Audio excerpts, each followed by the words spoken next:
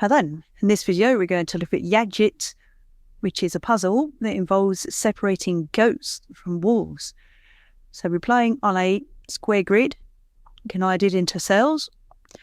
And in some of these cells, we have some wolves, and in others, we have goats. The objective of the puzzle is to draw in fences in such a way that we separate the goats from wolves. Now, our fences can start or must start at the borders of the puzzle.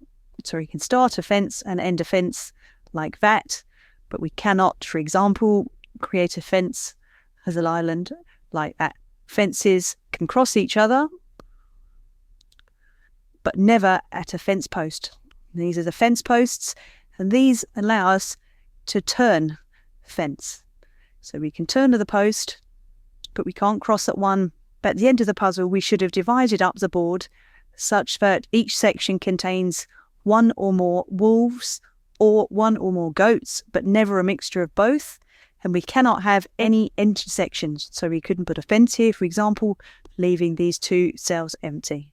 That would be an invalid move. Those are the rules. Let's have a look at how we go about solving a puzzle like this. We're doing a one-star simple puzzle just to get to grips with how to approach this kind of puzzle. To begin with, we can draw in some segments of fence that we know must exist. For example, up here we have 4 wolves and 1 goat. We know that they cannot be in the same field. We have to separate them. Therefore, we're going to have to somehow separate this goat from the wolves. We can't necessarily draw in an entire fence, but we know that there must be a segment of fence that goes here, and there must be a segment of fence that goes here in order to keep those two separate. We've got a similar situation going on here with this goat that is sandwiched between 2 wolves. We're going to have to separate those 3 creatures. So we can put a segment here and a fence segment in here. We've got the same thing happening here. We can separate those. And we've got the same thing happening down here. We're going to have to separate these 2. So we draw in our fence segment. Those are our initial separations that we know we must make. Now the next thing we can do is look to extending these fences. Since we know that a fence segment cannot exist in isolation, it must start and end on a border of the field. We can take this segment here, for example, and we can extend it. We know that it must go all the way up to this border, and it must come all the way down to the other border in order for it to be a valid segment. So we can extend that now, and extend up to there, and we would extend down to here. Same thing going on here. We're going to have to extend this one out to this border and out this way to this border. Like so. And this is a valid crossing because the 2 fences are crossing, but not at a fence post. We move down the puzzle. We have another segment here. This is slightly different. We're already starting on a border, so we don't need to extend in that direction. But we do need to extend here. And then we encounter a fence post. We don't need to go any further because we may turn at the post. We may not. At this stage, we don't know. What we do know is we can extend that to that fence post like that. We've got these 2 segments here. This one begins on the border, so we're going to connect those and extend until we encounter a fence post or a border, which in this case is the border.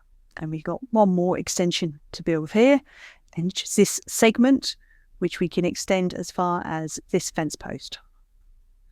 We've extended all our initial segments as far as we can. And what I like to do next is to start looking at where we know we cannot go, and we know that we cannot create empty sections of field. So, for example, if we look at this corner up here, we've got our fence coming up to this fence post. We could come across here, we could come up here, or we could come over here. If we come over here, we're going to be creating an empty segment of field here, which is not allowed. So we know we cannot go in that direction. So what I'm going to do is just strike 3 of those 2, because we know we can't draw our fence in that direction. We can do the same thing with this fence post here. We cannot bring it across here because we will be creating a small empty 1-cell field up here. So this is not a valid direction. So I'm going to put a little tick mark through that as well. Same thing with this post. If we bring it across here, we'll be creating an empty section here. So that is not a valid move. And we can go back to this one and just noticing that actually if we come up here, we'll be creating a whole empty field up here. So we think we can prevent our fence from going there. Come back to this one. Claw come up here because we would be creating an empty field here. So that is not a valid option. And we cannot come from this fence post over to here because we would be creating an empty segment here. So again, not a valid move. Now we've eliminated some areas. Go back again and look at this post. Well, we can't go that way. We already marked that off. We can't come up here. We've marked that off. So we know we have to go in this direction here. We can do now. Come as far as that post. Again, this one, we can't come up here and we can't go over here. So we must come down here. And we'll go until we encounter the next post. And it's fairly easy to see that we cannot come down to the border here because we'll be creating an empty field here. So for the sake of completeness, I'll mark that off.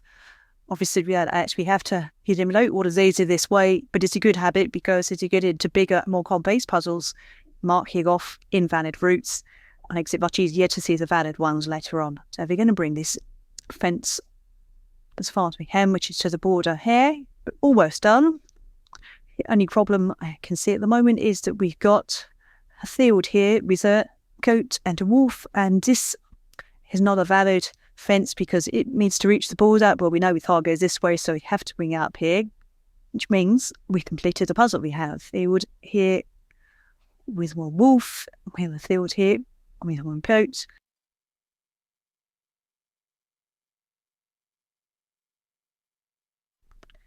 Had wolf. All of our fences start and end on borders, and our only crossings are not where fence posts exist. Incidentally, it's worth mentioning that although we can turn the fence posts, we're not obliged to turn the fence posts, and we don't have to use a fence post just because it exists on the puzzle. But if you get into hard 11 puzzles, you may encounter fence posts that are what you call decoy posts. They're just there to confuse you. They don't need to be used to solve the puzzle. Hi, I'm Dora. Don't forget, you can get our Puzzle Weekly magazine delivered to you every Monday, completely free. Visit the link to get your copy.